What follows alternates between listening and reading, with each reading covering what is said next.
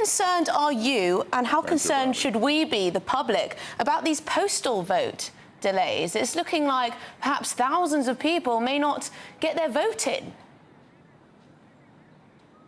Well, I think we should be concerned. Certainly, I have had such reports, and I know that many others have, which will mean that other parties will. To some extent, we get them every election, but it does seem slightly more this time. And I think we will need to have a review, an inquiry into it, because plainly what is fundamentally wrong is that people should be deprived of their vote. Should be an inquiry, especially coming from a former Attorney General. But, Sir Geoffrey, this could potentially affect the Conservative Party more than other parties. We know that the Conservative vote tends to be older people, and more older people are more likely to have a postal vote. Well, we'll have to see. I don't think necessarily there's been a huge increase in the number of postal votes being demanded, which I think is one of the issues.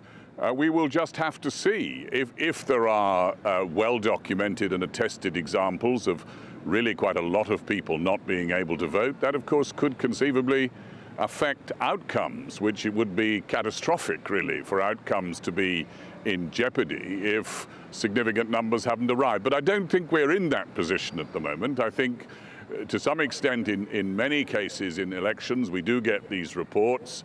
I think what we'll need to do is review it, and I understand the Election Commission is saying that is what it will do. And would you support recounts in the case of marginal seats if there is a view that perhaps some postal votes have gone uncounted? Or would you support? Keir Starmer seems to suggest that he would. Well, I don't think there'd be recounts. I think the returning officer will have to deliver an outcome. If he doesn't have ballot papers, he's got to count what's in front of him. What could happen, I suppose, but I think we're a very, very long way from it, is election petitions to overturn the outcome of an election. That would, as I say, be catastrophic. I hope the problem isn't that serious. Keep our fingers crossed. But on to the substance of the issues of this campaign now, because we have heard from Sir Keir Starmer that he would want to protect time on Friday evenings after 6 o'clock to not be doing work as Prime Minister, to spend time as his family. Of course, Rishi Sunak today has been saying that being Prime Minister is a full-time job. Is that a bit unfair to Sir Keir Starmer, who, after all, says that perhaps he'll perform better if he has some time off?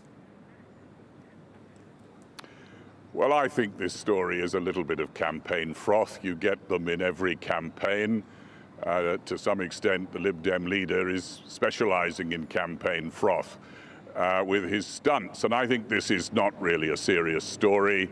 I think what the real question is, if there is any real question in this, is why Keir Starmer has said it, because he knows perfectly well that you can't knock off at 6 o'clock as Prime Minister. You couldn't even do that on a Friday as Attorney General. The question is, why did Keir Starmer, knowing perfectly well that it can't be the case, why did he say it? And I rather suspect that it's the same with most things that Keir says, which is that it was to please the audience he had in front of him at the time. Well, your party has leapt on this, haven't they? Just a bit, calling him Sir Sleepy, saying that he's a bit weary and all this. Is that a bit unfair in your view? It sounds as though you might think it is. Well, I just don't think this is a really serious story. I think it may well raise some questions, as I've said, about why on earth the Leader of the Opposition thinks that a Prime Minister can carve out regularly time at 6 o'clock on a Friday. I mean, Putin, Xi and others won't wait until won't be kind enough to wait until, to do it before 6 on a Friday if they're going to pull any actions. So I think the reality is he knew perfectly well it wasn't so, and I rather suspect we'll find that he does, if he's elected, work on Fridays just as I did as Attorney General. Now, of course, something else the Prime Minister has been saying is that a hung Parliament is within reach. It seems that, to some extent, the Conservative Party has rather conceded that it can't win a majority, and the best it could possibly hope for is the one outcome it campaigned most to avoid last time around. I'm old enough to remember when Boris Johnson went to the country saying hung parliaments don't work, give me a majority. Why on earth is Rishi Sunak now saying, let's have a hung parliament, please? I think the point the Prime Minister is making is that in around about 100 or so seats, a very small number of electors will make the difference, around 130,000. And we can still stop any Labour majority if 130,000 people decide to put their cross by the Conservative box. And the reason for doing that is that this campaign run by the Labour Party, its mask slipped the other day. Keir Starmer defined working people, the people that he would seek to protect from tax rises, as those with savings, or those without savings. Now, that means we know what's going to happen.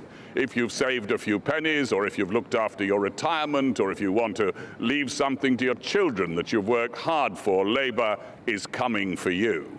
And the worry is that we are sleepwalking into a one-party state with a vast majority, and the Labour Party will have not told us what they're going to do, and we will wake up to something we really don't like. And that is the message the Prime Minister is saying to those 130,000 people who could make all the difference, whose pens are poised over the Reform box or the Liberal Democrat box. Vote Conservative, because by voting Conservative you will prevent a Labour supermajority.